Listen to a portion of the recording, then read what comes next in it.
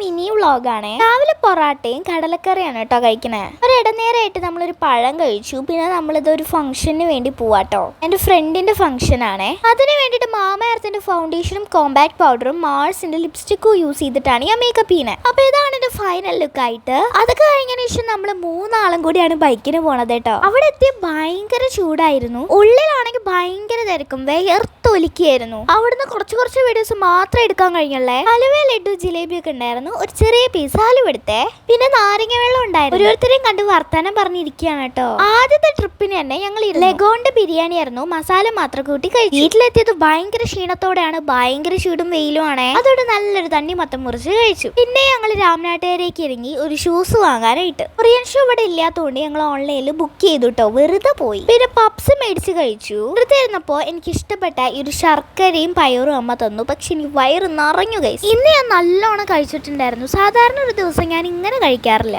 Light ആയിട്ടേ കഴിക്കാറുള്ളൂ. ഇന്നെന്തോ ചീറ്റായി പോയി. എന്തായാലും നന്നായി കഴിച്ചല്ലേ. അപ്പൊ നവൽ മിൽക്കിലേക്ക് അവസാനിപ്പിക്കാം. നൈറ്റ് ഒരു 7:15 ഡിന്നറും നമ്മൾ ഇതാണ് കേട്ടോ സെലക്ട് ചെയ്തേ. ഇന്നെന്തായാലും തിന്നു. എന്നാ പിന്നെ ഇതും കൂടി ആവട്ടെ. എന്തായാലും ഞാൻ നാളത്തെ വ്ളോഗായിട്ട് നാളെ വരാം. അപ്പൊ അത്രയേ ഉള്ളൂ. ടാറ്റാ.